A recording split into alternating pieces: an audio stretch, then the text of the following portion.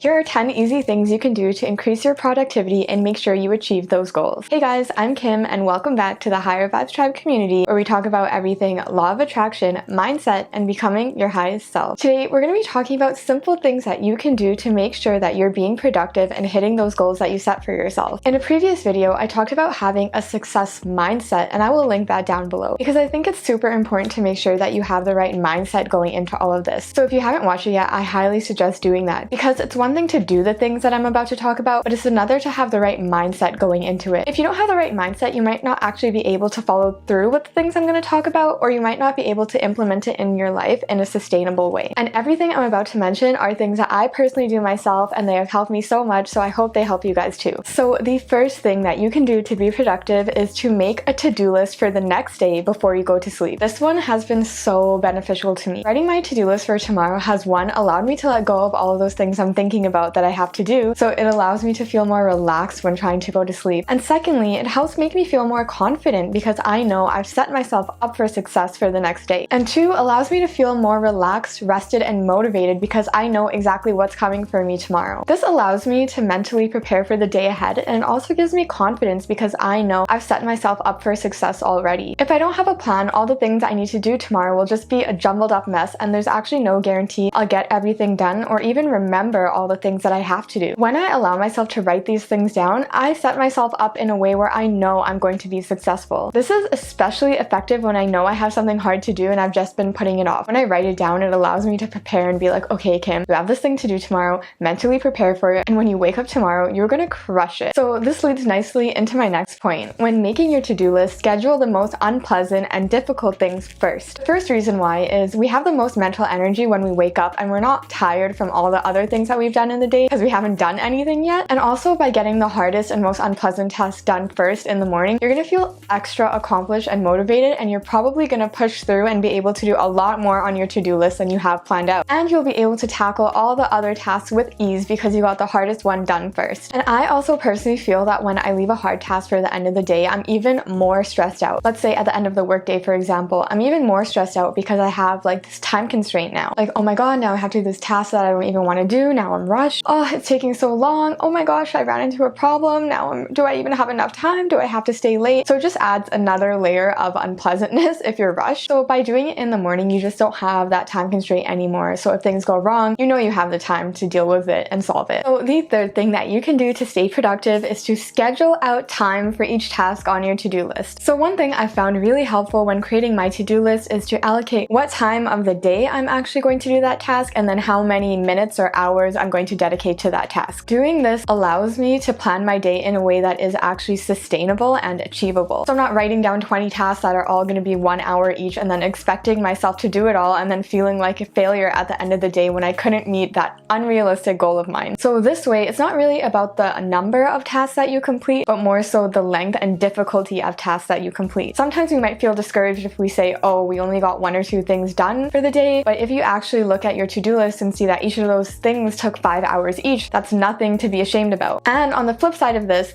allows me to fill up my day in a way that is productive and doesn't allow me to slack off. If I schedule 3 hours for a task that I know is only going to take 1, I'm more likely to waste time and go on Instagram or scroll through TikTok or watch YouTube videos because I know I have all this extra time and I'll still be on schedule. But if I set a realistic timeline for myself, I won't be rushed, but I also won't be dilly-dallying, and I will be able to stay on task and on schedule. And of course, this does take some self-discipline and accountability, and that's why I said it's so important to have the right mindset going into all of this, because you can set the schedule all you want, but if you can't hold yourself accountable, then it's not going to work for you. And also with this one specifically, it's important to readjust because sometimes things don't go as planned, especially in regards to time. Something might take longer than you expected, or something unexpected might pop up in your day. So it's really important to be able to readjust and adapt, but that's something we're going to talk about a little bit later. So the fourth thing that you can do to make sure you're staying productive is to make sure that each task on your to-do list has a purpose. It's really important to make sure what you're doing is meaningful. So stop and ask yourself, why am I doing this right now? Just because someone else is doing it doesn't mean that I need to spend my time doing it. Work smarter, not harder. A few examples I can think of in my own life is when it comes to working out. For example, I know that I don't need to do as much cardio as some other people do. I know my body type, and for me, short, intense workouts are a lot more effective in me hitting my workout goals than say going for a 10K run. Now, I'm not bashing anyone who does a a 10K run. Like seriously, damn, I kind of wish I could do that, but that's just not what's effective for me. All I'm saying is that you need to take a good look at your life and your schedule and see if it makes sense to you. Or when it comes to spirituality, for example, that is something that is highly individualized. I know some people who meditate for at least 1 hour a day. However, I'm not there in my journey yet, so forcing myself to try to meditate for 1 hour a day just isn't really beneficial to me and probably isn't the best use of my time. Just because someone else is doing it doesn't mean you have to do it. It's all about making sure that your tasks are purposeful to you. Your time is precious, so make sure you're spending it working on things that you will actually derive value from. Sometimes I feel that we engage in meaningless tasks to avoid doing some actual work, like we make one to-do list and then we color code it and then we make a digital one. At some point it's just like, okay, maybe this isn't even useful. Maybe I just need to buckle down and do some hard nitty-gritty work instead. So the fifth thing that you can do to make sure you're staying productive is to break your goal down into specific tasks. Speaking of getting down to hard work, we need to be able to break our goals down into specific tasks or actionable items. So we can say, yes, I want to launch this project or I want to launch my side hustle. But what does that actually mean? There are just so many steps before that. So writing down launch side hustle is just extremely vague. If I was to write down on my to-do list launch side hustle, I wouldn't even know what to do. So I would just sit there and probably do things that aren't that productive like we just talked about. If we break our goal down into specific tasks, it gives us a clear, defined message of what we actually need to be doing and working on. Let's say, for example, you want to create your own Etsy shop. What exactly do you need to do? What are you going to be selling? Do you know how to make that product? Do you have the supplies? What about figuring out a name? What about shipping? These are all specific tasks that you can write down on your to-do list. This also makes it easier to make sure you're doing the other things we just talked about, like setting a specific time for each task and also making sure each task is valuable. Although this might seem like an extra step, and it actually is, you will thank yourself later for doing this. I find that when completing a goal, figuring out what you need to do is actually half of the battle. And guys, if you're enjoying this so far, please take a second to like, subscribe, and hit that bell notification. I would really appreciate it. It would really help me grow and get this message out to as many people as possible. So the sixth thing that you can do to make sure you're being productive is to create an environment conducive to success. This was a huge one for me. If you don't have a space or an environment where you feel good and ready to work, you will not be productive. This includes having all the things you need and all the supplies you'll need ready as well. And I know this is going to be different for everyone because some people live at home, some people have a small space, some people have roommates, but it's just about doing the best with the space that you do have. So ask yourself, what do you specifically need to feel productive and get work done? For me, I need a spacious work area. I hate being crammed up. I also need my computer, obviously, a good chair that supports my back, pens and pencils nearby, and I like to have a bunch of different notebooks, headphones, and I just love having some drinks and snacks to keep myself going. And I also like to wear comfy clothes when I can and just have a beautiful space around me with lots of natural light, plants, and maybe even a candle. I honestly just neglected this part for so long. I was like, whatever, I'm just gonna buckle down and get my work done. And sometimes that is necessary, but in general, I wasn't creating an environment where I could do my best work. Let me tell you, I had a desk and chair that was so uncomfortable and I just stuck with it for so many months. I don't even know why, but one weekend I was like, you know what, I cannot do this anymore. So I went out, bought a desk, bought a chair, and built it all myself. And now I just feel so much better when sitting down ready to work. I actually feel excited to sit down and work. And before, I never used to have the things that I needed, so I would have to get up and then look for them, and then that would just break my flow and my concentration. But now I went and redecorated my workspace a bit. I bought a new tumbler, I have a nice environment around me, some new notebooks, and now I feel so motivated and ready to work. It really has made such a huge difference for me. Believe it or not, your surroundings and your environment plays a huge part in your overall mental well-being. So if you're constantly battling with these things that are so easily fixable, you're using all of your mental power on that instead of your work, which you need to be focusing on. So it's imperative that you are creating an environment that will be good to your mind. So the seventh thing that you can do to make sure you're staying productive is to reward yourself and take scheduled breaks. Yes, work hard, be on that grind, get that bread, but make sure that you're taking breaks and rewarding yourself along the way as well. You need to have some things that you look forward to, not that you have to plan out every second of your leisure time, but make sure you do have time to relax and just do things that are fun for you. For me personally, I know that I try not to work too late into the night, but